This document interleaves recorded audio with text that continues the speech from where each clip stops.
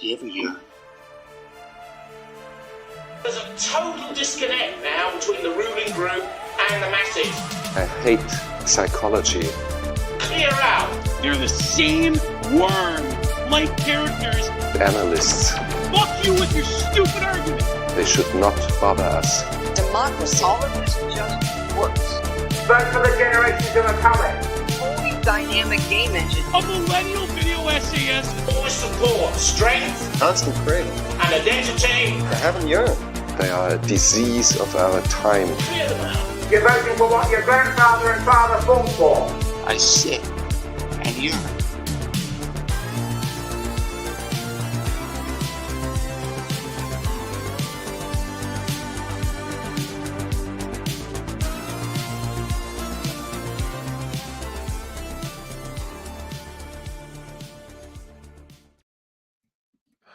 Good evening, good morning, and good day to you all. Welcome back to another episode of The Longhouse, the very last episode of The Longhouse, the weekly show for the sensible centrist. I said the very last one, not forever, of course, but for this year.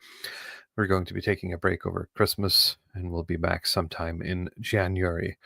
Bloody Path, how is the sort of pre-Christmas goings-on treating you?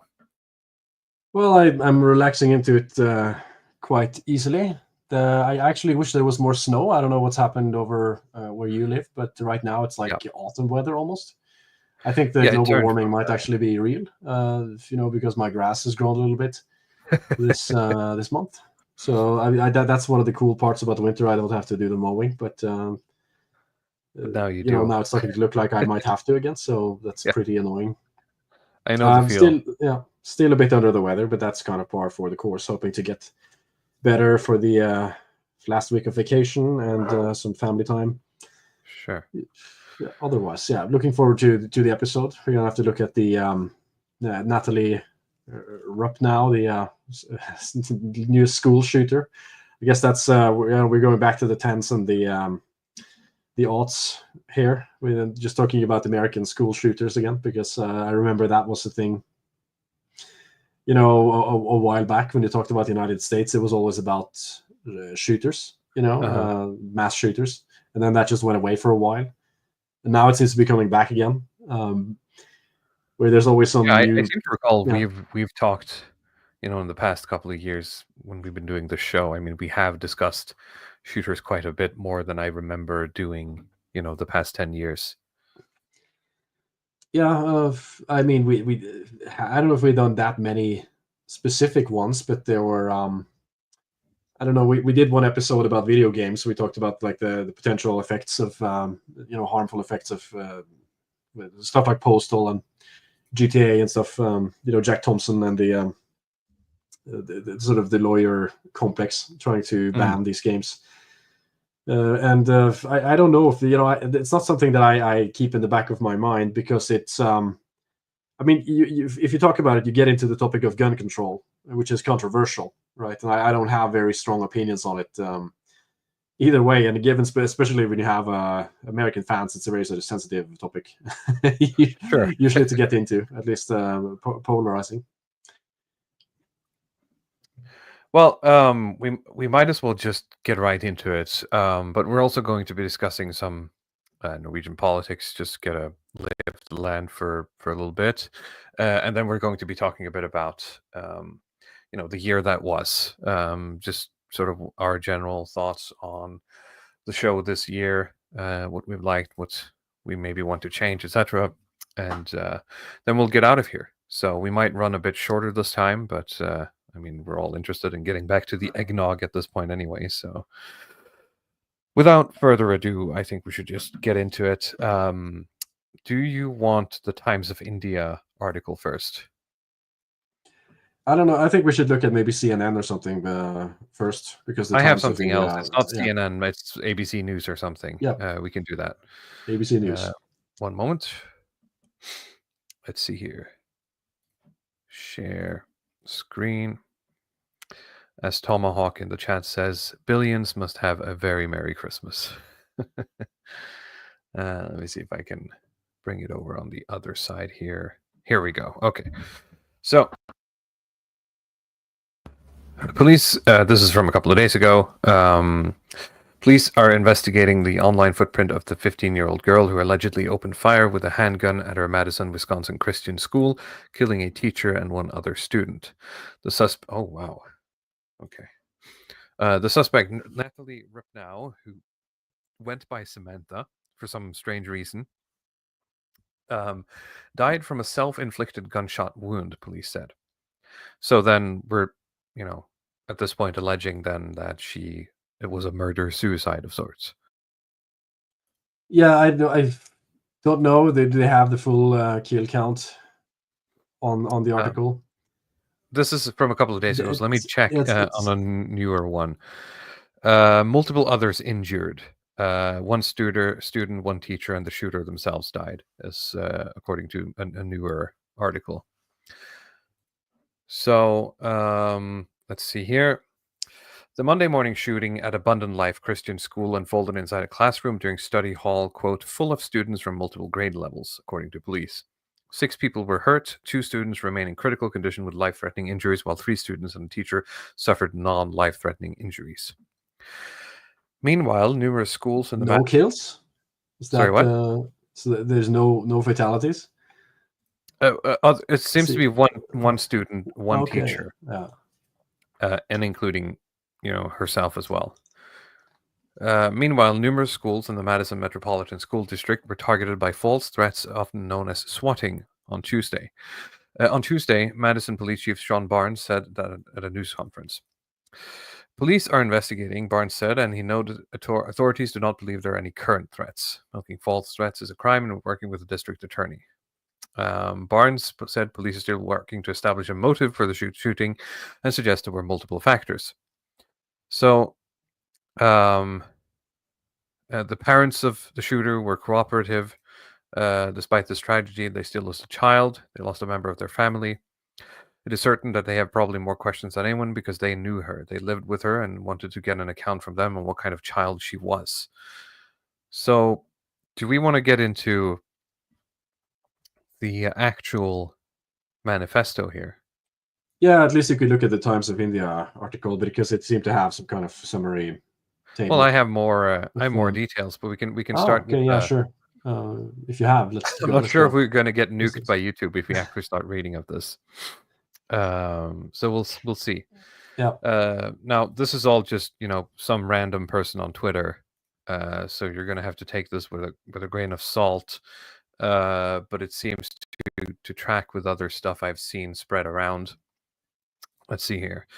This is from Pagliacci the Hated. I have made contact with the alleged boyfriend of the Wisconsin shooter.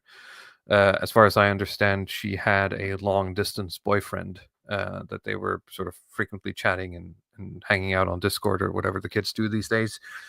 And he has provided the full manifesto. Excuse me.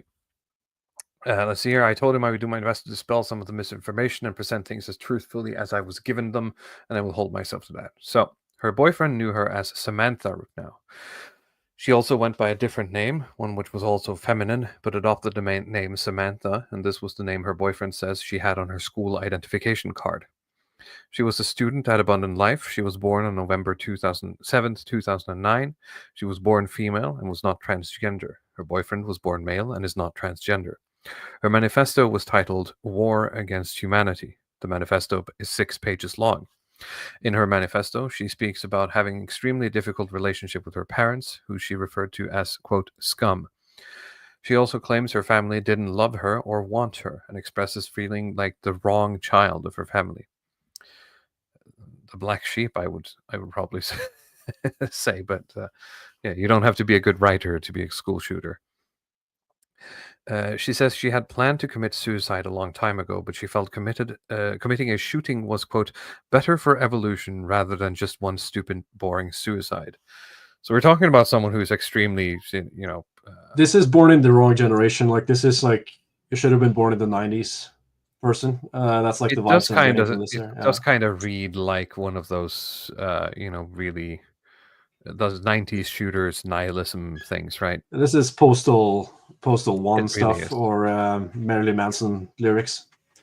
There's a reason they stopped. That stopped being mainstream because of stuff like this. It was just a little bit too edgy. Yeah. Whether it's like the grungy Kurt Cobain stuff or this stuff right here. Which I've seen stuff around her as well, is that she was part of some sort of, subculture, apparently that expresses admiration for other school shooters, and then specifically, the school shooters of yesteryear, as it were. And if you get a picture of her, like she even looks like she's from the 90s. Yeah. There's a photo there, right? So I guess people have a lot of thoughts in their heads when you hear like female school shooter. What am I even talking about at that point? You're talking about like maybe like a land whale or so somebody who's just hideous looking, femcel type. But not the case here. This is like a video, My Chemical Romance kind of the emo. That's the word, emo subculture. Yeah. Hardcore. Rock and roll music. Compounding with what I understand is a very unstable family life. So, well, yeah, it's all connected there. But it's better for evolution. It's so like perfectly 90s. It's almost time capsule-esque. Right? Yeah. And then she went to shoot the Christians as well. Like I assume like I haven't read too much around it. She was a student this would there, be like so would be she okay. So if she went there, then I didn't know if it was sort of targeted. I got the impression that it sort of she picked that one out or something. Nordan, we'll get to that. We'll get to who she followed on Twitter.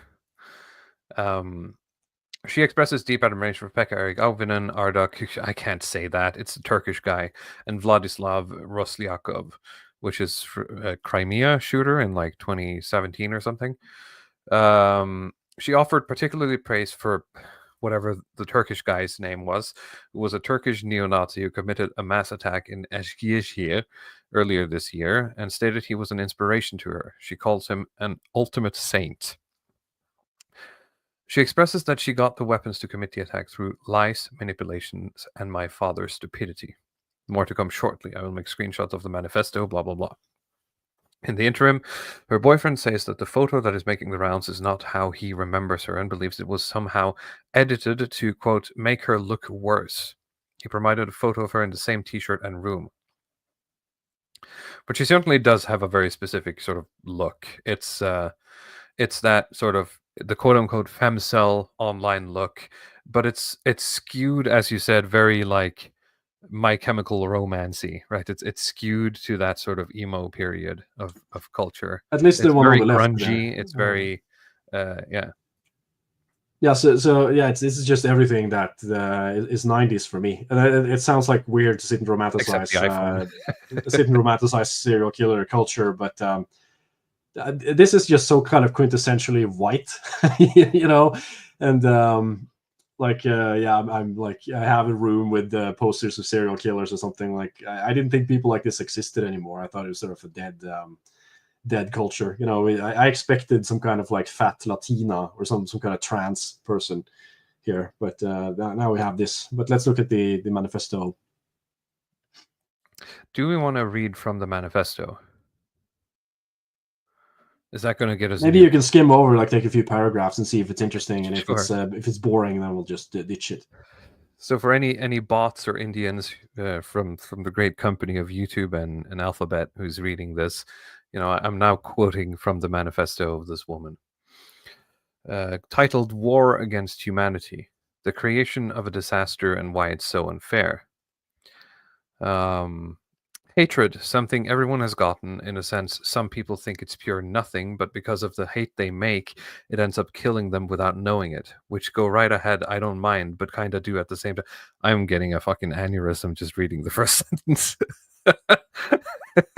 This reads very Discord, like some woman who's just pouring her heart out to her like online boyfriend over text. Do you see what I'm saying? And I'm one sentence in. Yeah, this is like the female version of my name's not important. What's important is what I'm about to do. I just fucking hate this world and the human worms feasting on its carcass. It's like the 15-year-old girl version of because I don't mind, but kind of do at the same time. Like, why is this part of your manifesto? Right? If you're gonna write a manifesto, at least do like a run it through like Grammarly or something. There's so many tools, right? You can just get the free ChatGPT version to check it for you or something. But it's I mean, you have all the tools, but the people who I don't want to do care the don't teacher care. thing You know, and like do like a red line and write like unnecessary next to it. Oh God. Okay. We're not obviously making light of the actions, but this clearly shows that this woman was. While this seems premeditated, it feels it feels less so reading this. You're just simply nothing but scum to this world, or to even think about. Nobody should want you or your body in any way. I hate seeing people on a daily basis just being so sensitive. It gives me one more reason to take off my glasses. The human scum is color, and the way people are raised. I've grown around people who do not care or give one single care in the world and smoke their lungs out with weed or drink as much as they can, like my own father. I've grown to hate people and society. It's truly not my fault, though. It never was. But all of you and the world have done. But what all of you and the world have done to me is pick and tease me. You've pushed me into a corner with no help whatsoever, which is sad that she feels that way. It's obvious, that she was sort of failed by the support systems around her, and I just don't mean just sort of government, but her family, right? Yeah. Humanity is filth, and I don't like filth, nor do I want to live in it, nor should anyone else. And I know it follows me and how it has followed me, and I will follow everyone, and it will follow everyone because of how the world is runned. That's a minus point for runned. There were so many things I wanted to do as a kid, yet I can admit I was afraid of the other kids and also even with my own parents. But I don't even trust them, and at that age as well, I didn't and never will. My parents are scum. There's nothing that will save them to make me think good of them ever again. No family to ever trust, and to never trust society. There is two people, and only two people I would trust. One partially, and one I would never doubt. I can agree that I don't know what I'm doing with my life, but neither did my parents or anyone around me. I have changed, and I will not go back to that ever again. I am hardened, and I'm different. The situation and the situation of a lifetime is a get the fuck out moment and don't come back. I will never go back and nag my way through life. It's not even my fault though, it's everyone else's. It has to be theirs and not mine. It's pure idiotic from people to cause this, but it's a good thing that this happens. And it always is, and there will always be a reason for this and reasons for other shootings, unless it's some Indian guy who wanted to blow up just for the fun of it. What? Which is what those people do. Whoa, cool it with the racism there, Samantha. I find that a bit funny. Indian Not really guy, funny to the point I'd laugh my ass off, but still, maybe you'd get the point here, or maybe you don't and think I might be crazy. Sorry, you were saying? Indian guy, is this just a reference to Arabs in general or something? I think we have to. I think we're dealing with someone who might have been sort of, not have great at attendance in school, like someone who is. Yeah, it's very, very interesting because you're sitting online and you're taking in a lot of this stuff. And I don't know like the normal 15-year-old who lives in Wisconsin somewhere, United States, like their frame of reference, or they talk about like suicide bombers or something if they think they're Indian or like especially with the United States, because if you say Indians, you're not sure if you mean like Native American Indians or like the actual. I don't think she actually meant Native Americans. No, she I don't think so either. Arabs. Yeah, but this is nitpickery from me. I just find it interesting that she'd use that that term for it. Maybe you'll see me as a weirdo, a freak, just as some of you do now, but I'm not. I'm not like the others. I would never ever want to be like them with how they think and what they do on a simple day. I hate how the population thinks, grows, and talks, and how they make romance fake. If only some days we could do a public execution, that would be gladly needed. I wouldn't mind throwing some stones at idiots or even watching them from far back when they get hanged. Very postal paragraph. Yeah, it's mixed it with like some low IQ am from I have no mouth and I must scream type of dialogue in here. Some Travis Bickle here and there. But I mean, it is genuine though. You don't feel like it's performative or something. This is like it doesn't feel somebody who's just ranting. Yeah. This is someone who is really ranting, and who isn't very good at writing. Twitter can prove that for a fact, or so I think, and I think a lot more than some people think I do, or maybe they don't think what I think because most people can't do what I'm going to do.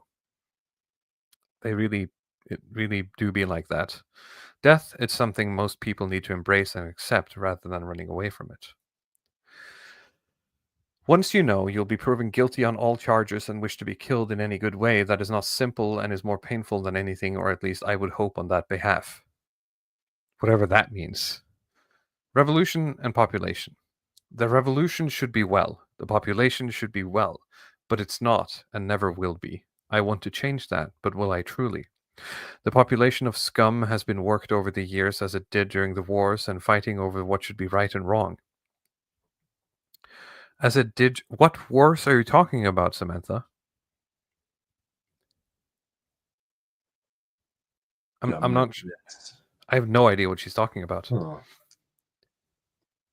The sick people will dissolve into dust and be forgotten about. You will ruin the human population and turn into hordes of filth and beings that shouldn't live. Whores and scums are things I hate the most. Warning, warning. N-word alert. Next paragraph is really spicy. I don't know. Yeah. It's very small font, but just you can just bleep yourself. Whores and scum are things I hate the most and will always hate. You have no meaning. You and your parents should be hanged in front of everyone. N-words, though, worse, once you sleep with one, you are one. I don't care what you think you are or what you've done good for this world of yours. It will never matter because you will always have no thought and no brain to continue with. This is very... what's the programming with God guy called? I keep forgetting. Terrence something. Terrence Davis. Is that it? Yeah. Let me just see. This reads very Terrence Davis, except without the smartness. Okay. I'm glad to be different and not the same as other people. I know how to be formal. I know how to use my words. You clearly don't, Samantha. Even if I get mad at you, there has always been a reason, whether or not I despise you or just because I can. Some of you guys really do deserve the execution punishment, rather painful or not. You deserve to be dead, but yet doesn't the whole world deserve that? The main target has been anyone with some sort of feeling or being knowing any action to turn you wrong and left rather than the right and the better. I have no idea what she's writing about. It's getting into poetic territory here. Maybe we should scroll on a bit more and. Yeah, you can just finish reading the thread. I think at least we read the funnier parts of the manifesto, or whatever you want to call it. I mean, I don't think it has a lot of meaning, but well, we have speaking of the Indians, we have the Times of India. Yeah, has actually read the manifesto and summarized it, so we'll use that because it might get too spicy for YouTube to go. You can't pull the "I'm just a girl" defense on a school shooting, Florida man. That doesn't work. Let's see here. Content of the manifesto. The alleged War Against Humanity manifesto is an unsettling multi-page document filled with grievances, dark reflections, and ominous declarations. The manifesto reveals not only deep personal struggles, but also a deliberate and premeditated justification for her violent actions. Familial and social alienation. Rupnow describes a profound sense of emotional neglect and rejection from her family, writing that her parents viewed her as a, quote, mistake they never wanted. She portrayed herself as an outsider both at home and school, writing, quote, they look at me but don't see me. I am invisible until I do something they can't ignore. Rupnow's resentment towards her classmates was equally evident. She accused peers of ridiculing her differences and isolating her further, describing them as, quote, part of the disease called humanity. Hatred for society. A recurring theme throughout the manifesto is Rupnow's disdain for societal norms and values. She criticized societal expectations, consumerism, and what she called false morality, blaming humanity for creating a world of cruelty, hypocrisy, and exploitation. She referred to herself as, quote, a soldier against the plague of mankind. Jesus Christ. It's very Nietzschean. Yeah. The inversion of values, or what do you call it, the reevaluation of values. Let's see here. Rupnow justified her actions as a, quote, final statement against a world that she believed had failed her. She wrote, quote, if the world doesn't care that I exist, it will care when I don't. The shooting, according to her writings, was an attempt to reclaim control over her life, which she described as dominated by feelings of powerlessness. While Rupnow had contemplated suicide for years, she expressed a desire to make her death, quote, mean something. She rejected the idea of dying quietly and wrote, quote, a life wasted in silence is a death that changes nothing. I want them to remember me, to feel what I felt. Rupnow's social media presence painted a chilling picture of her mindset leading up to the shooting. Her accounts, mostly private or pseudonymous, were littered with troubling posts, dark imagery, and cryptic messages that hinted at her escalating despair. Over the months leading up to the attack, her posts increasingly featured themes of death, revenge, and societal collapse. Images of firearms, violent memes, and nihilistic quotes were frequent. She had captions like, quote, the quiet ones always strike the loudest, and, quote, I'm not broken, I'm what you made me. Investigators have noted that Rupnow dropped hints about her manifesto encrypted posts. Phrases like, quote, the countdown has begun, and, quote, they'll know what I mean when the time comes, appeared shortly before the attack. These posts, while ominous in retrospect, were largely dismissed at the time as dark teenage musings. Rupnow's activity revealed a complex need for validation and recognition. She often posted about feeling unseen and unheard, writing, quote, I am a shadow, but I will make them see. Friends and followers reportedly noticed a shift in her tone weeks before the attack, describing her post as, quote, angrier and colder than usual. I think this is just regurgitating what we've talked about. Yeah. So, real quick, that's sort of the manifesto, I guess. Just a hatred of mankind. I have the manifesto in front of me here, but I can see that the writing is not getting more coherent, and it's getting more unsuitable for advertisers as I go on.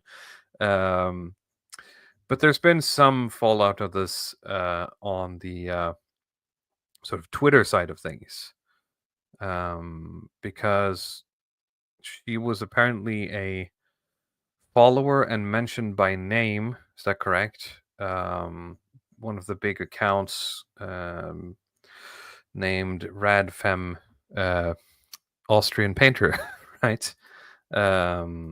She had a different name as well. Doesn't she, like, Beth, on Twitter? RFH. Yeah, RFH. But No, she had not a that I handle know. was different, but I forget what it was. Yeah. No, I don't know actually, but Okay. I guess sort of the big question that comes with these stuff, and then the thing that everybody likes to do is to play the blame game, right? Who's to blame? Who do we blame? Hollow and I Earth mean, Turf was her name on Twitter. Wow. Yeah. That's pretty cool, actually. Was that RFH, the Hollow Earth Turf? Yeah. Okay, I thought it was the girl. Okay, the one thing that I find interesting is that this girl is 15 years old and she's on Twitter. First of all, like, do you think that's weird or not? I mean, because I know people, like, say from my job, right? The people who are in their early 20s, very late teens. One moment. Nordan says one to the fact. Yes, I think her being mentioned by name isn't in the manifesto, but she was a follower or something like that. I'm not quite sure. So take it with a grain of salt. The result is anyway that at Hollow Earth Turf, aka Radfem Hitler, has deactivated her account, most likely as a consequence of this shooting. I don't see what else it can be, but this does happen when people get involved with stuff like that. And if there's legal matters that are involved, you maybe you should stop communicating until things have settled down a little bit legally, at least. Because it's you can create a mess if you keep tweeting or you keep talking.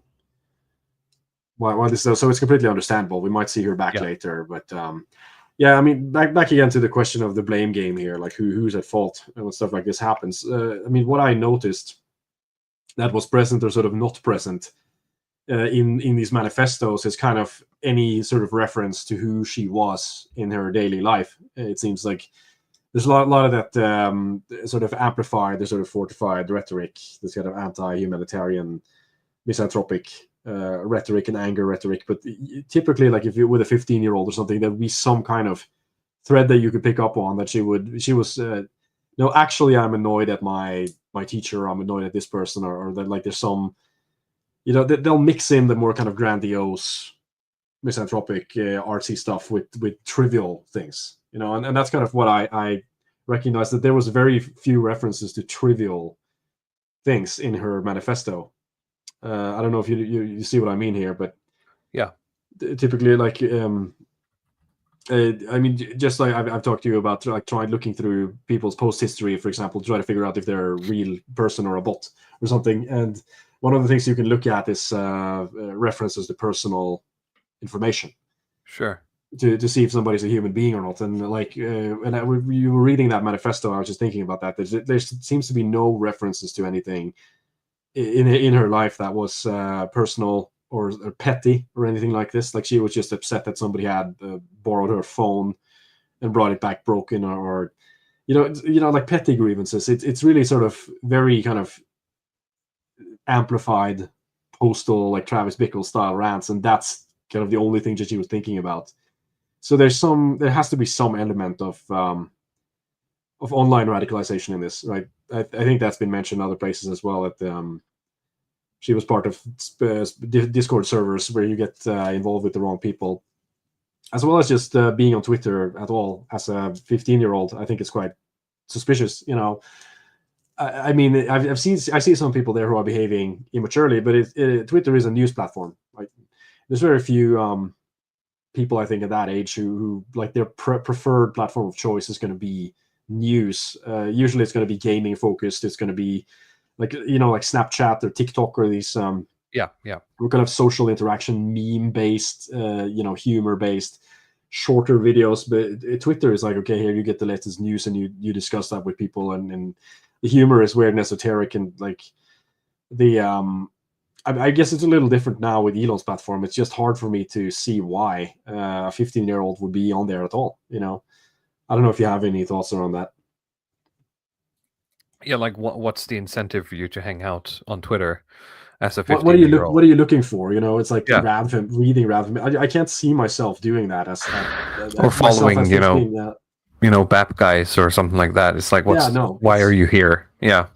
I mean, you can find unless you're part of some sort of other subculture that isn't part of the quote unquote online right? Yeah, I can see that. But let's say YouTube, for example, would be. I was on YouTube at 15, right? Yeah, sure. And you can find sort of communities there, that with certain creators that you follow. But Twitter is just a little bit. I think it's odd. It has to have been some sort of migration of community, I think, from another platform or like a friend group, or you see what I'm saying? Yeah, maybe it's like, okay, after now that Twitter is free speech or whatever, we can go here and talk shit. Yeah, we've been hanging out on 4chan and Discord, and now you can go to Twitter or something like that, right? Mm-hmm. So that's interesting. I don't know if anything like, if you get more of these serial killers like this, instead of talking about the Judas Priest records, but people are going to start talking about the algorithms and what algorithms how were you hooked into? Yeah, they're sort of blaming algorithmic manipulation or sort of algorithmic fortification of these extremist attitudes for school shooters. I mean, not everybody's kind enough to leave a manifesto, but I thought it was interesting. At least in this case, just to see it. I mean, this is not like geopolitically significant. This is just a tragedy, but it's interesting that you have cases like this still happening, because it's so. And it's also interesting that it was, a girl, really, because as OregonLive.com says, a teen girl just committed a school shooting in Wisconsin. That almost never happens. 15-year-old, blah blah blah. 95% of mass shootings are committed by men, according to James Allen Fox, a Northeastern University criminologist.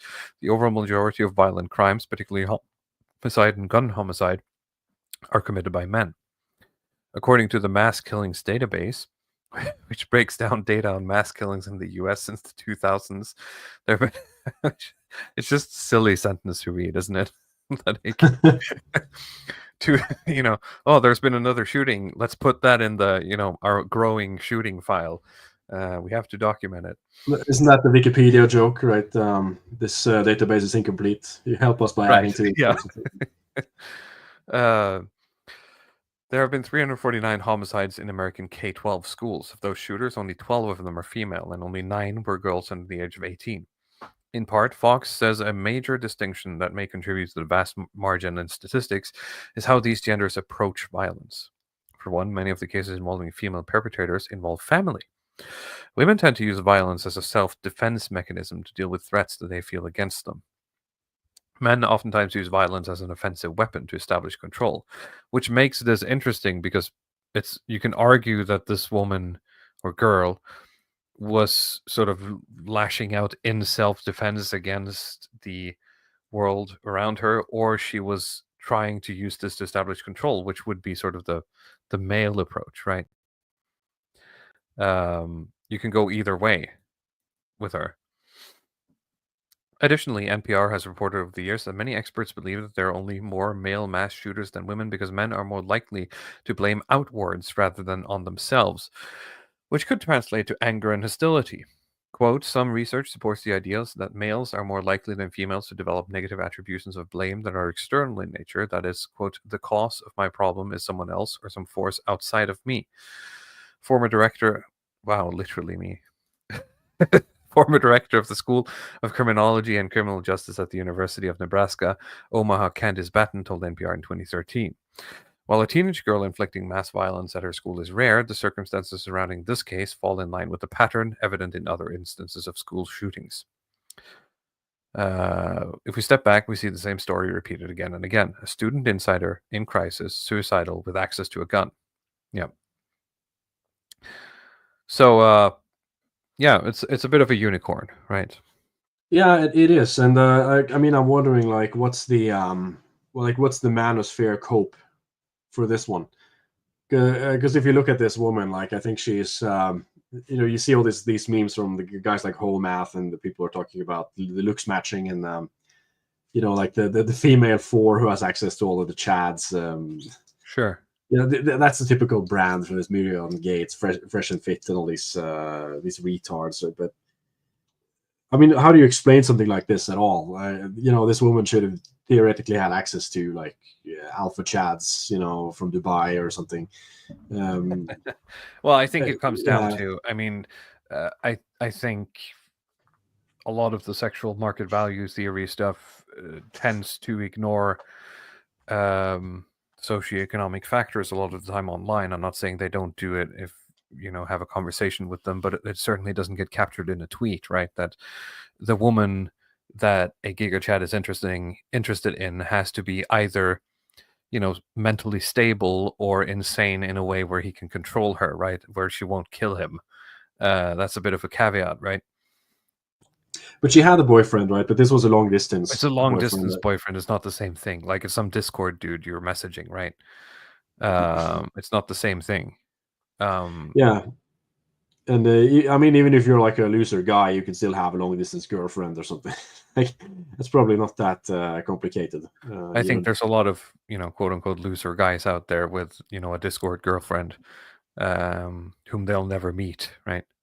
Yep. So and a lot of male and female energy gets sort of poured into the ether, never to be returned in that way. I think what's her name? Catherine D has some research she's compiled on that from like early internet days, on how people tend to experience online relationships stronger than real life relationships, even though they're shorter and less detailed. They're felt stronger, especially on women, which is very interesting. That's interesting. Yeah. Nordan says she was a 15-year-old mentally ill child of divorce. Not exactly. She's not a catch in any way you turn it around. Yeah, Now, of course, you look at could the argue picture that again. when she hits 18, she could, she could be Just considered bring the sexually picture back up. I mean, available. did anybody ask that question about like that's never been a part of this It's never been a part of the talk. It's whole just been a part of math like she calculation. styled herself as a femcel shooter, but she has a boyfriend, right? So Yeah, she cannot be a I've femcel. never even asked that question. Like, if somebody's a child of divorce or whatever, a mental case, like, yeah, it's generally not a red flag for most guys. I think. No, but I mean, it contributes to the package, right? If you meet some, like, there's a lot of girls and women I've fooled around with in which I realized either quickly, if I'm lucky, or after that, this woman, I shouldn't have fooled around with this woman, right? Because of her. I mean, look at her situation, her family history, her mental state of being, right? Yeah, no, absolutely. Yeah, I mean, for the long term, especially, but I don't think. I mean, in terms of attention, that this it just doesn't compute. But if she's not interested in getting that attention in the first place, so that's kind of she just wants to be the female. Well, she wrote a transfer manifesto. role. I mean, you don't write a manifesto if you don't want people to read it. Yeah, it's a good point. There's a lot of back and forth points here in terms. How are you supposed to read this? Did you want attention or not? I mean, she said I the mean- only way to get attention was to do things she weren't supposed to do. I can think of And now something she was else, going to do but, the ultimate yeah. thing to sort of, prove to everyone that she was worthy of attention. Yeah, this will remain a mystery for quite a while. It's the world is getting stranger. Yeah. All right. I feel like we're just going to go in circles. So we're going to move on to some happier topics here. Or that depends on your definition, I suppose. Let's see here.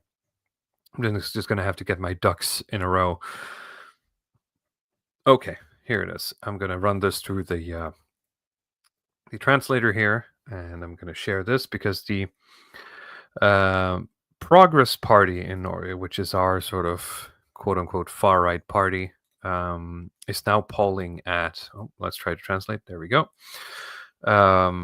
Is now polling at a much higher rate than everyone else. And the Conservatives, which hasn't happened in like 15 years or something. So it's a bit of a, it's making waves. So I'm going to try to. Yeah, this is I mentioned this before, but like if you go back to the graph, this is a dream spread. I think about, like, say, for 10 years ago or something, or you're getting into politics, so you're starting to worry about immigration or something like that. It's like you dream about having a having a poll like this. You do. But so what we're looking at in 2025, which is going to be, I'm having a hard time translating. Here we go. You're going a little bit in and out. Is your microphone close to your mouth? Because it at least for me, it sounds like you're fading in and then you're coming in strong. See,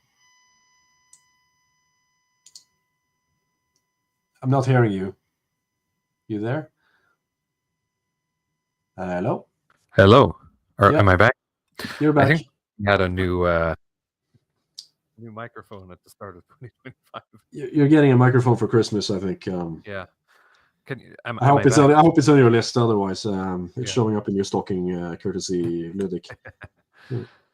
Okay, so I'm going to try again. I was saying that I forget what I was talking about. Sorry. See, we were talking about the graph here and getting like a majority populist far right party in the government. Oh yeah, it hasn't happened it hasn't polled like this in like 15 years or something. That was it wasn't even like this back then. You had like a majority of the blue, the conservatives, and then you had the smaller but still large Progress Party. Like, they didn't outdo the conservatives, but they had like a majority, what they call it, like a blue government or a majority conservative government, where they had a prominent position. But now it's like they're going to be able to occupy most minister positions if they get. They will be able to results rule like this. unopposed in a lot of cases, and that's the big one is that we're going to get a pure, possibly in 2025, depending on, because that's our election year. We're looking at a sort of pure populist right-wing government. And it's going to be interesting to see if this is actually going to change anything, right? Because that's a lot of the attributions from a lot of the experts is that the sort of mainstream parties aren't addressing, people's everyday concerns, and so people are moving to the extremes. It's a Tetrarch says it's the conservative revolution that what's his name again? Dr. Steve Turley is touting. Yeah. Whether or not that is actually going to push any meaningful change, we'll have to see, and we're probably going to monitor that situation in 2024.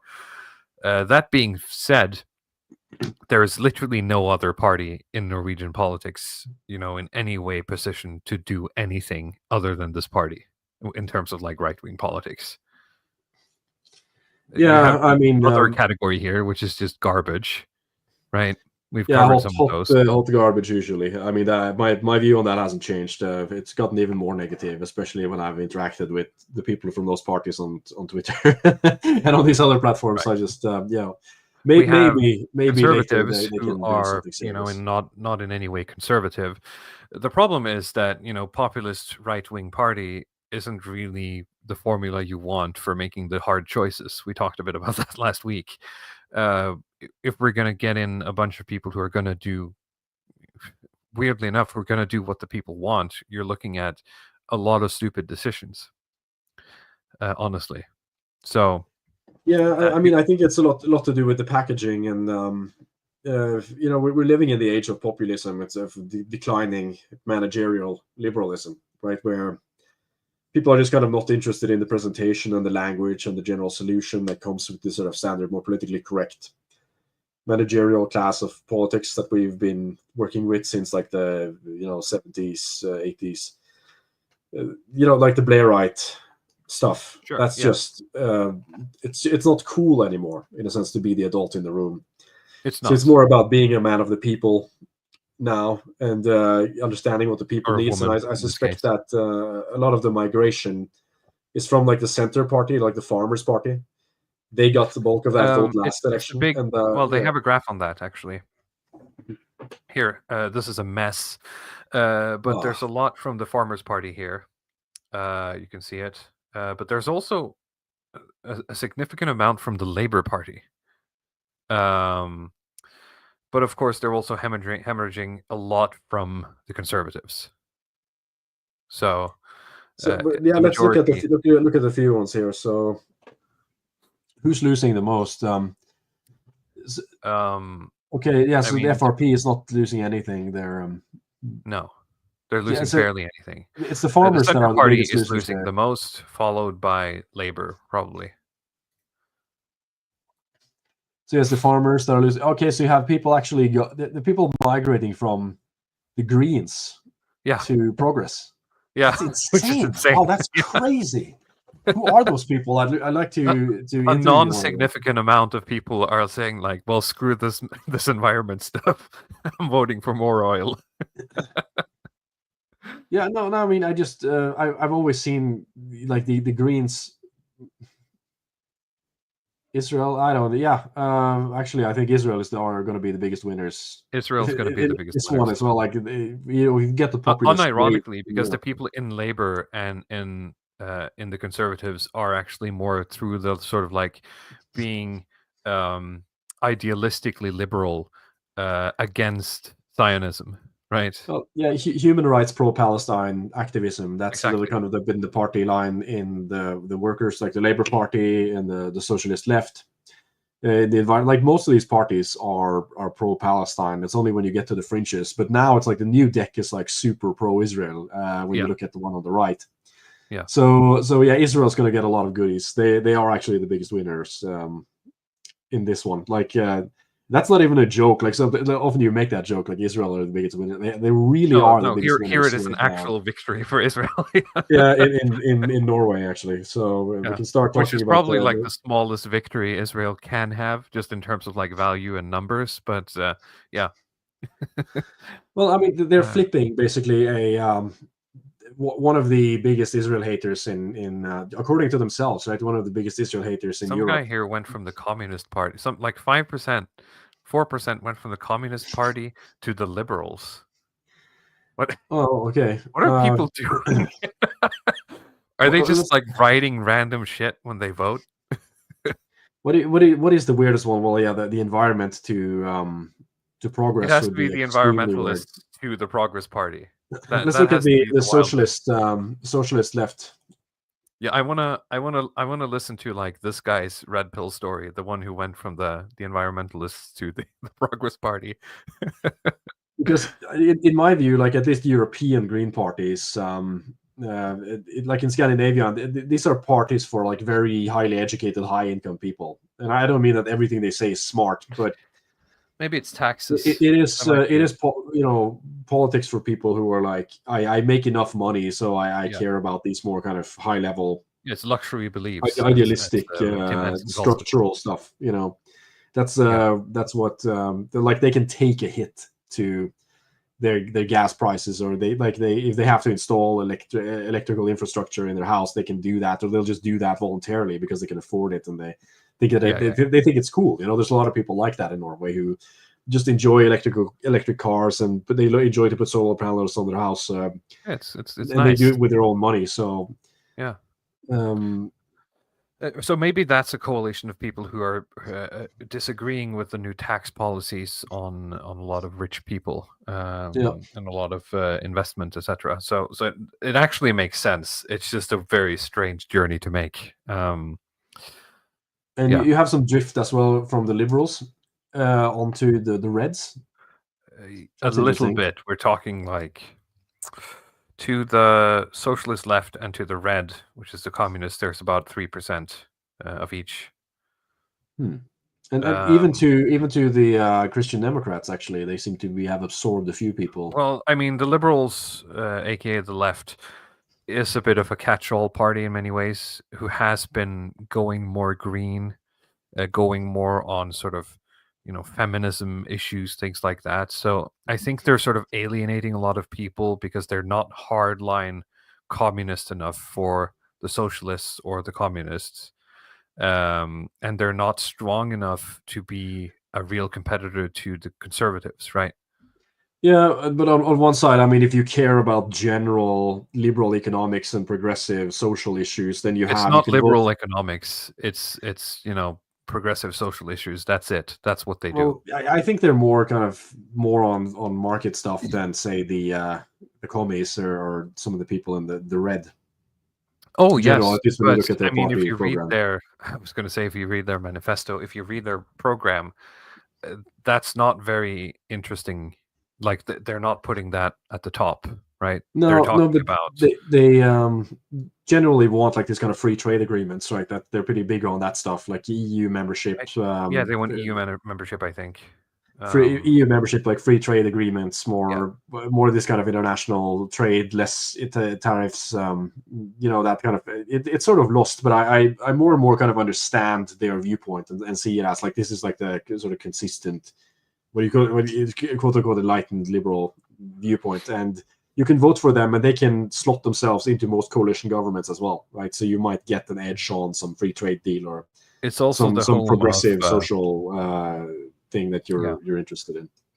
It's also the home of Abid Raja, who is the Muslim against Muslims on Yeah. behalf of the liberal world order, which is a very interesting thing to see play out because he's literally just been going on TV saying that Muslims need to become more liberal, and then the Muslims are throwing a fit, and he's just saying, well, if you want to be a part of the society, you just like he's taking a strangely hard line, what you would assume would be like a Progress Party stance, right? Just from a liberal idealistic point of view, and it's very fascinating to see the fallout. But you see, like last week, I took a phone call when I was at the gym from some guy at like Nord Pole or something who he was asking me questions about this thing. So I assume that I'm a part of this graph. I don't know if you've been polled. I know they called my wife the other night, so yeah. So I'm represented on this graph, and it's a very I can I'll just say this: it's a very tiny line that just I don't know, like, okay, just hover over the Progress Party a little bit. I'm Yeah, not this is going everything to going into the Progress Party. Yeah. So no, I actually decided to move away from them. So just hover over it to see if the people actually moved out of the Here? out of Okay, Progress. Yeah. you're one of those. Yeah. Is that correct? Okay. Just gonna see here. Okay. Yeah. Is this you? Did you go to the Liberals? Yeah. No more. I'm not saying anymore, but I'm one of those tiny lines Sure. on the map there. Because I assume because you don't believe in right-wing populism as a proper path, of course. No, it's really more about I know they're going to win anyway. So the question is who's going to be number 2, right? And I understand. Yeah. Then it's just an issue-based thing. This is the fun part about parliamentary politics in Europe, is that you can make these weird strategic votes, and you get strange coalition governments. Yeah, you're not just being psyoped into electing the other guy, like with libertarians or the Green Party in the United States. all of these third parties are just like these psyop parties to siphon off votes, and usually like the kind of European sister parties just discourage people from even voting for them because there's no point. Sure. I'm talking about the Greens, like the Jill Steins and the Ron Pauls. Let's see if I can read a little bit of this, just for some more context, for those who are our international viewers and listeners. This autumn has resulted in a major change in the strength relationship between the parties on the right in Norwegian politics. Voters continue to flock to Sylvia Listhaug's party, the Progress Party, and many of them seem to be coming from the right as well. The Progress Party is now 7 percentage points larger than the bourgeois partner, which is a very funny translation. Their conservative partner. The distance is greater than the margin of error. There's no doubt that the Progress Party is now the largest party. As late as September, the Conservatives were 6 percentage points larger than the Progress Party. One would think that the alarm would have gone off at the Conservatives' house a long time ago, says Nils August Andersen.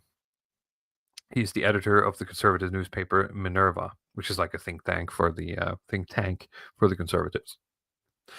It's pretty dramatic. If not for the Conservatives, if not for the right, it is for the Conservatives. That's the translation.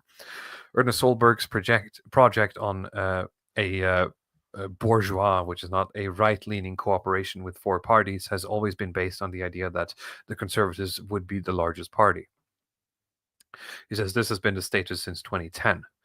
Now there's a very big change in her project. This is something that all the right-leaning parties will have to deal with.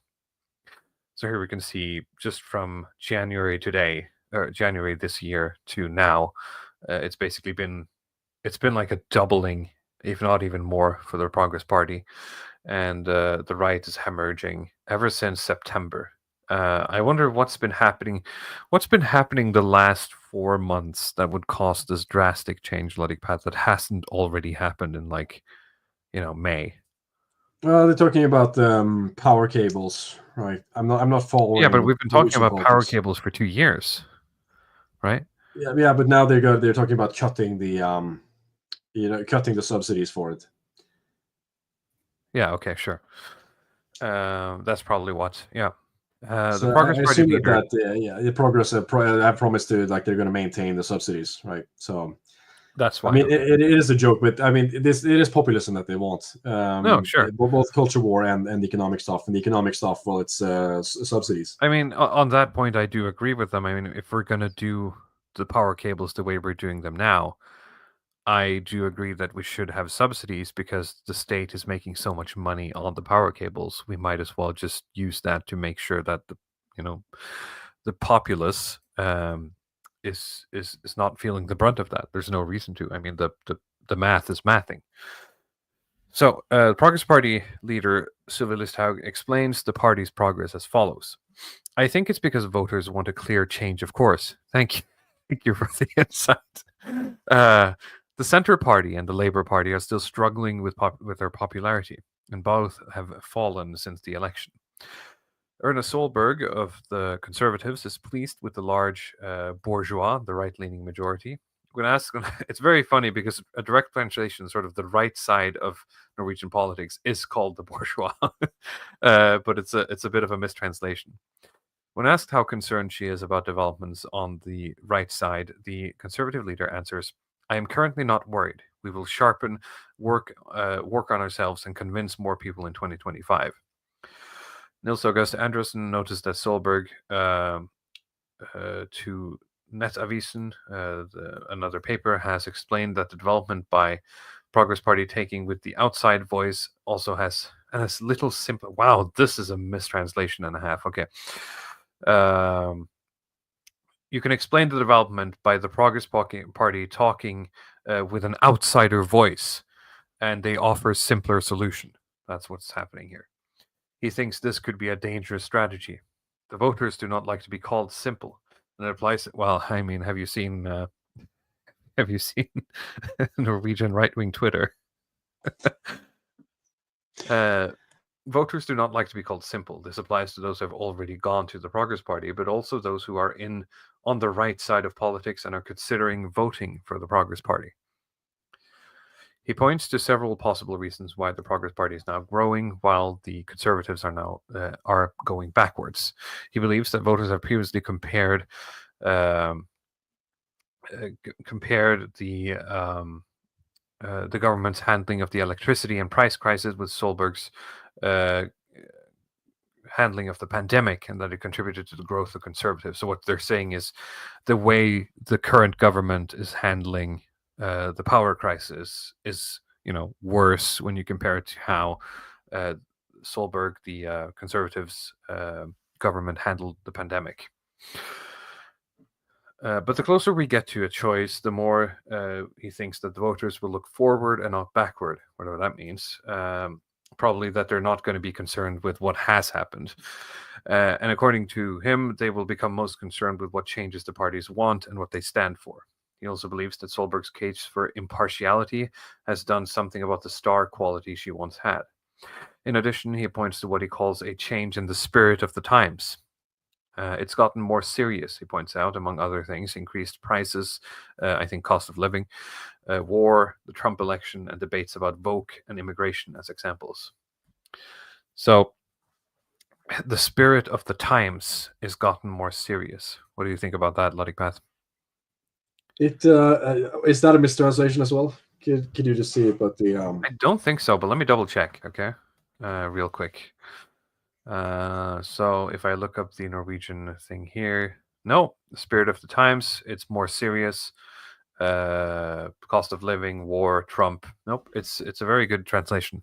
Okay, yeah. Okay, in that sense, yeah. I mean, they talk about like the world is harsher now. Yeah. The world is harsher now than previous elections. It's where like the idea that people are more serious. The issues are more serious. Yeah, but yeah, that they have to deal with cutting corners more, and they get misery right in their faces.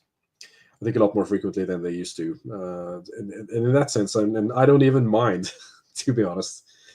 I'm quite comfortable with the world being like that, because I feel like it scales. It just removes a lot of the superfluous, BS that we've lived through since the 90s. Yeah, the luxury problems and the luxury solutions. Yeah, we'll have to see. It seems that the Progress Party is pulling 75,000 voters from the Labour Party, about 100,000 voters from the Centre Party, the Farmers' Party, about 130,000 from like fence sitters, which is one interesting bit I heard from the news, is that according to the statistics bureaus, a lot more people are considering voting this time than last time. So there's an influx of a lot of voters, seemingly, and then 150,000 from the Conservatives. About 90% of Progress Party voters from the 2021 election say that it will vote for the party again. Yeah. So I think that's everything we had on that. It'll be interesting to see as we enter the election year of 2025 if this holds. I honestly believe it will. I don't think,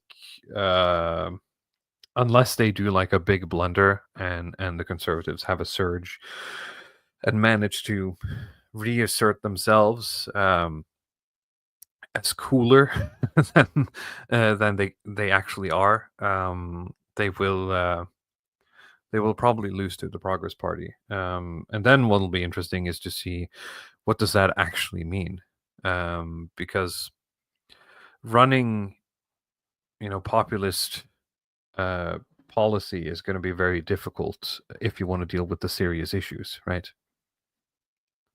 If you actually want to deal with them in terms of like real right wing. But I think that a lot of the people who are voting or considering voting for the Progress Party aren't voting because they have some deep-seated right-wing principles. They're doing it because they want to have more money in their bank account, and the Progress Party is offering more money in their bank account. I mean, if you look at Norwegian right-wing Twitter, 9 out of 10 arguments boils down to, I want more money in my bank account, and that's why I'm angry. Yeah, I think at least most of the Norwegian sphere is going to be that. There's been a sort of creep of culture. Oh yeah, sorry, stuff. Norwegian right-wing Twitter. I mean, there's been a sort of culture war creep, but I've not seen that they've campaigned that much on it. I'm really not that plugged in either. I don't know if you can correct me if I'm wrong, but are they campaigning on any culture war issues, or is it mostly just econ? Progress Party? Immigration. They don't seem stuff? to be. Not any more than they already were, right? You have what's the people main... like Espen Teigen, who I'm not sure if he's still affiliated as a member of the Progress Party. He's going to jail. Oh yeah, that's right. He might be going to jail because of like fraud or something. Yeah, or he attempted fraud as part of this. Some tax evasion that a bunch of politicians were doing, and I think we talked about it. Like we did talk about this. A lot of politicians are being hit with a fine, but he apparently, according to the authorities, have been willfully sort of hiding evidence, which then sort of ratchets up the. As I understood it, he's hid evidence and he's been filling out. He's been filling out paperwork with fake information, basically deliberately. So it's sort of clear-cut fraud, where with a lot of these other cases, it's more ambiguous in terms of how it's being dealt with. But he is the one where it's like they have him kind of dead to rights on everything. So apparently he's going to have to go to prison. There are people who are saying that's not very. It's not the same, but it's going to have to go through a trial probably. Before anything is decided on that, but the government at least believes that his case is more clear-cut than everyone else's. At least when I read the newspaper, that was my understanding. My point is, they don't seem to be doing anything more culture war than they already have been, right? So they haven't ramped it up. But if there's any Norwegians in the chat, feel free to correct me. What they're going to run into is what might be what the Center Party, the Farmers Party, ran into when they had their sort of populist surge last election, is that they're inheriting problems that have no populist solution to them, right? And I mean, what happened with the Center Party is that they were too stupid to handle that. They were too stupid to spin that in a positive way, or in a populist way, or in a good way, or even in a truthful way. So now everyone hates them, especially their leader, right? Yeah, that's the impression I'm getting as well. I mean, I think they could have made a better effort rhetorically, but it's not that sophisticated, in many ways. At least that part of the Norwegian political machine is just it's just behind other places, Yeah.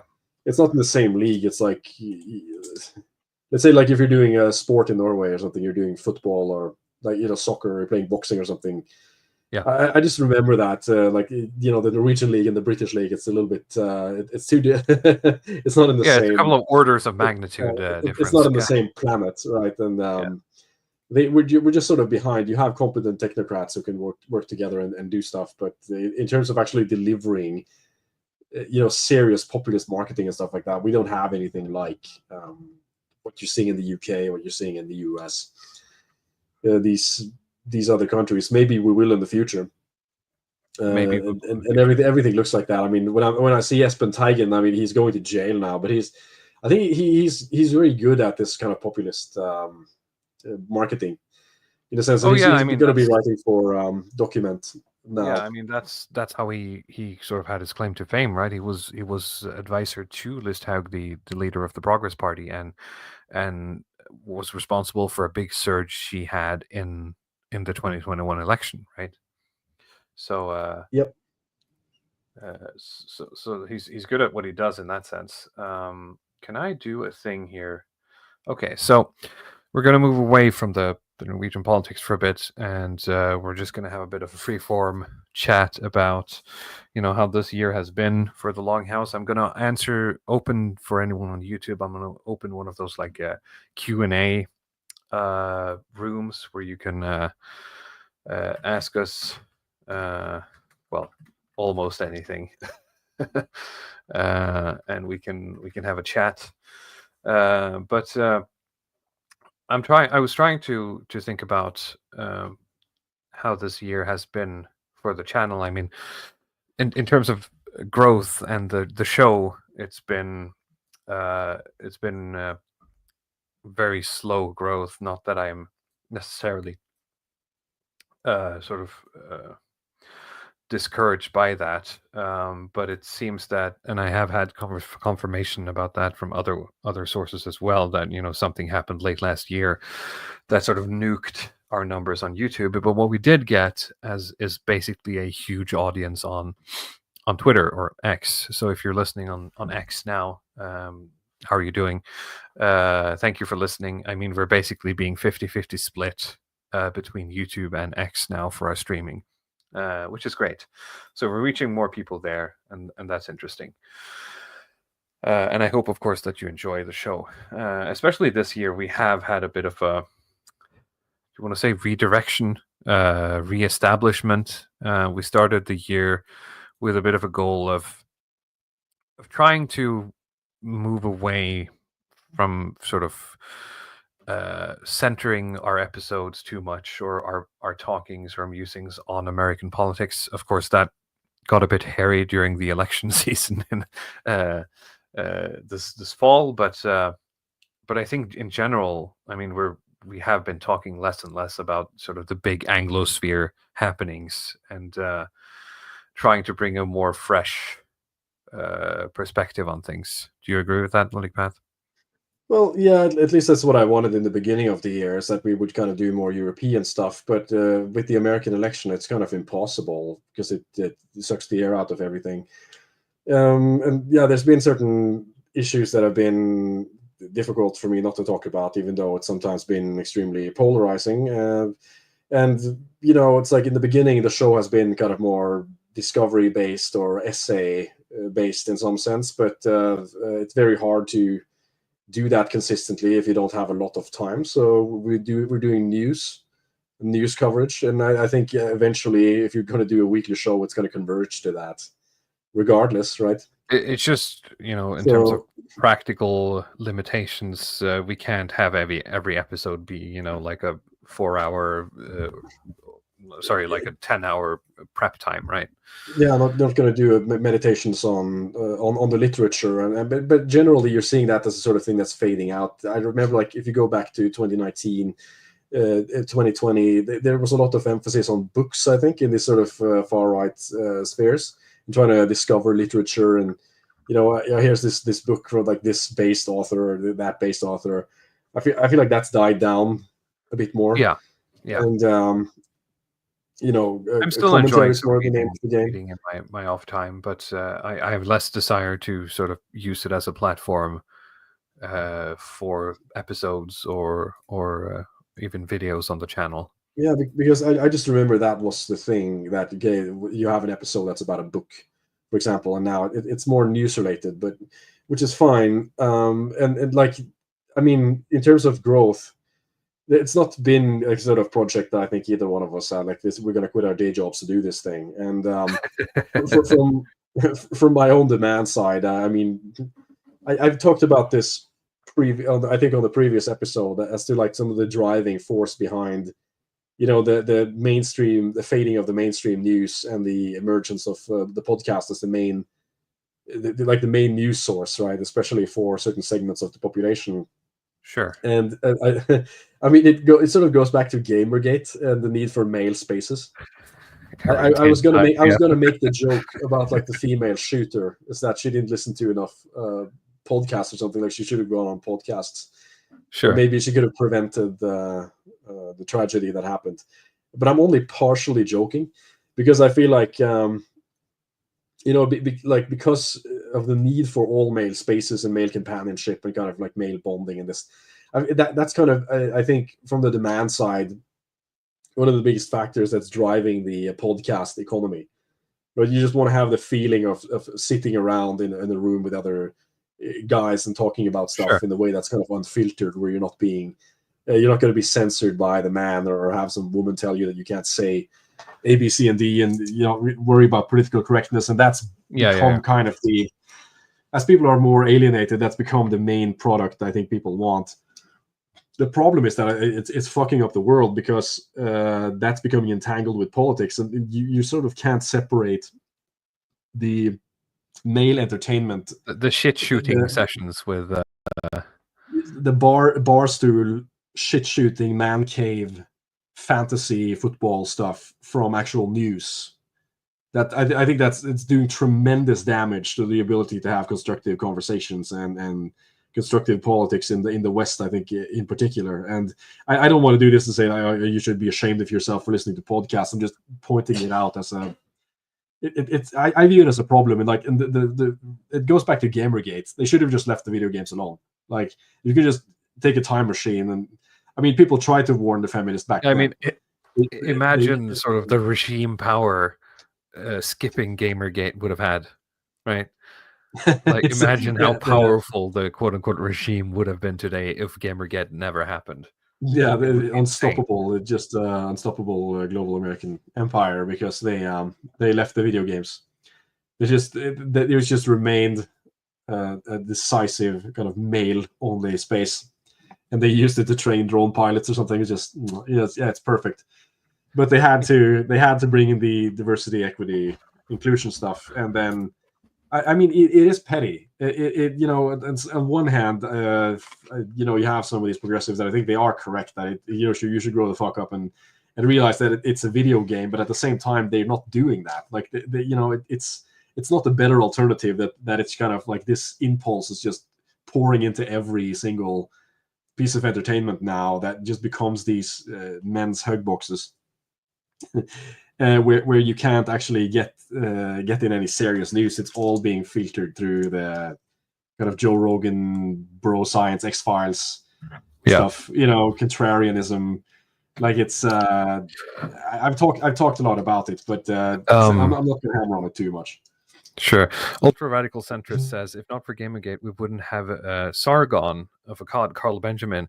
Well, what we would have, now this is for the real OGs of Sargon's channel. This is how I found Sargon, because I was just following some guy who was working on like a necromancer video game. That was Carl Benjamin back in the day. He was working on like a game that he had gotten like some funding from like friends and family to work on. And because he was sort of also commenting on video games as part of that, that's how he got entangled in all this stuff, I think. So the real thing that Gamergate took away from us was the Sargon of Akkad, necromancer video game. Yeah, it would have been anti-woke, large-breasted women. No, I think it would just have been it would have just been a video game. It wasn't, as far as I remember, watching the early like devlogs he did, it wasn't supposed to be any sort of like, oh, this is big boobies and all that. It was just a video game about being a necromancer, like a real time strategy game, right? Oh, I would have played it. We'll never know. Perhaps we can Yeah. find have somebody do. I make do, that game. I wouldn't want it any other way, right? Maybe the real what the real what's that caption like? Maybe the real Third Reich were the friends we made along the way. It's Yeah, it's not that I haven't enjoyed all of the podcasts and the creativity that's come out of it. I've just began to all of these rants that I've done on the various episodes about the retard right or the weird directions. Like, I just I feel like it all comes back to Gamergate. Honestly, it sounds maybe it sounds reductive to say that, but like no, it's Gamergate and it's Harambe. That's at least like from the demand side, as I've said before, like the demand that exists for this product is generated by the lack of male spaces and male companionship and sort of the ability to have the all male pub or the sports the football game or like the fight club or whatever. That's where it comes from, and like the need for society to kind of equalize and include people in these fields is really what's caused it to sort of pour out. It's like you think you can. It's like running water. You try to block it one place and it just pours out somewhere else. So I'd like to be contrarian and try to dismiss the kind of men's issues, and as much as I've been ragged on men's rights guys or something, I think in this they're just correct. Like the way the world looks now, they have to be correct about this. There's just I have no explanation that's coming from a kind of centrist place for this, like the kind of right oriented, men need men's spaces. It's I think that's just true. And like the reason I'm saying that is that that has to just be a part. You have to forget that that's kind of the core of the podcast product. And so we have to just continue to enjoy the all male space factor of it, even though if there's any women in this chat right now, the show is I want to know who you are, because my stats stats are telling me there's no one. I mean, we're not doing the man show, right? But I guess really, can't lose focus of just having like fun as a sort of men's men's hour in a sense. With the show. But I assume like we're going into 2025. We'll continue to cover news. I want to just do more European stuff. Because there's just so much that's gone under the radar now because of Trump. Germany. I think there's something going on in Romania. I have a question here from Ultra Radical Centrist about that. It's something I want to look into. He asked if we would be interested in doing a stream about the happenings in Romania. I mean, we would, but we don't know anyone who would be able to provide us with the context. No. I mean, if you are one and you're interested, you can hit me up on Twitter. Yeah, I assume it's you mean the election stuff for not the Andrew Tate trials, right? I guess no, because they've just had like an annulment or something in Romania. Yep. I would like to do one in Germany as well. I'm gonna talk to Consequent Fry. Maybe he would come on, because I'm going to Germany next year in April to attend the Shieldings event there and speak. So it would be nice to have some context. I guess we could do. I mean, the Romania. It's going into. It's kind of. I mean, the main thing is already blown over. But if you maybe want a deep dive, we could look into that. And I mean, the cases are still ongoing, right? I haven't done like super deep dives into it myself either. It was just sort of I found it funny when I was looking at. At first, I just read the news that like, hey, this guy has been elected in Romania, right? And I just saw these videos and I just kept thinking like, this is some shit that this has been boosted by Russian troll farms. I was thinking 100% this guy has been like, the reason this guy's tipped over is because he's been boosted by it. And like, well, I was thinking, well, they did it. They pulled it off this time. This is like a W for Russia. They like it worked. And then like basically the court stepped in, like, no, we're not going to accept it. Which I couldn't even believe it. So I don't know. I don't even know how I feel about it. And what are you going to do afterward? Because they haven't announced if they're going to do a new election. I mean, so if people like this guy because of like TikTok videos or whatever, I mean, is that going to change? Are they aiming that? Are they thinking that? If you take him off TikTok or something, or you try to clean out the bad actors, that people are not going to vote because they're just they're not exposed to like the horse riding and ice bathing videos on a daily basis, so you lose like 20% of the youth vote or something, and then you get the centrist. I don't know how exactly they imagine this this is going to happen, but we're gonna have to take a look at that over the new the question year. is, I also don't know how far out, like from a Romanian context, that candidate was. I imagine like if it was in Norway and it's something like Jürgen Hans Lydsklimt or something had won the election, like with like a Out of 30%. nowhere, yeah. He had like a 30% vote share or something, and like young people said it because of he was like trending #1 on TikTok every day. Is it like that, or did he have more of a presence? Ultra radical centrist says he's a schizo populist, kind of like the Danish guy that Luddy Pants talk about on his second channel.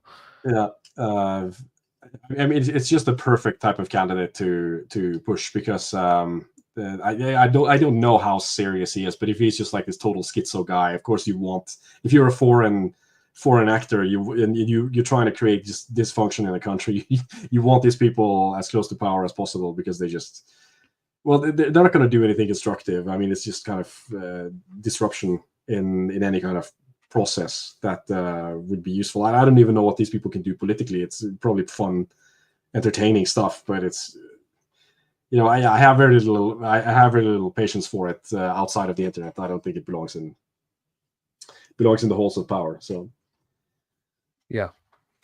I mean, speaking of Russian bots, I mean, you've gotten a lot of pushback this year for, well, some people are claiming that you're sort of contrarianing yourself back into liberalism.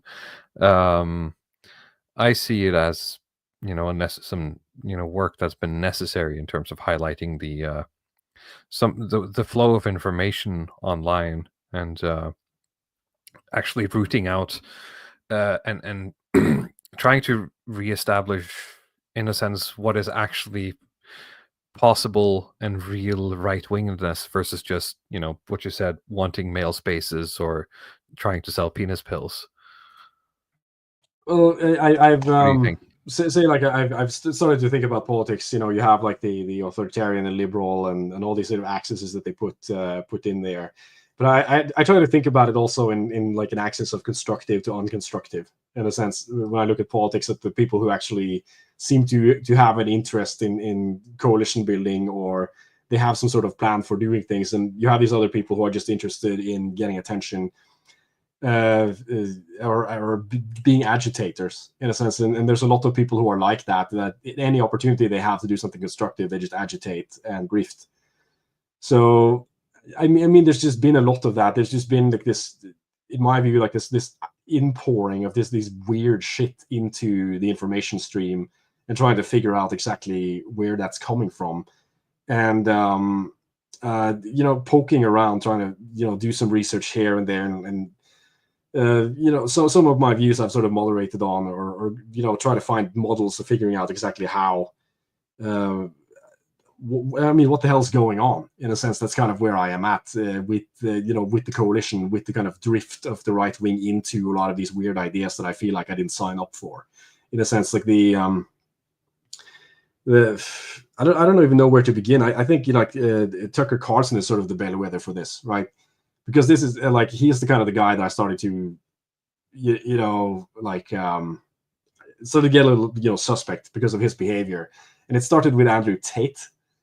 Because I was sort of, I'd looked into Andrew Tate, and I knew that he was kind of this suspect guy and had a past, and like Tucker brings him on, and then he brings him on again, and they like just keep bringing him on for these sort of fluff interviews where he's just sort of talking shit, and how so many of like guys like Andrew Tate are mirrored against like these brown guys are just adopting these sort of third positionist talking points online just to grift as much as possible, and this is being boosted and amplified.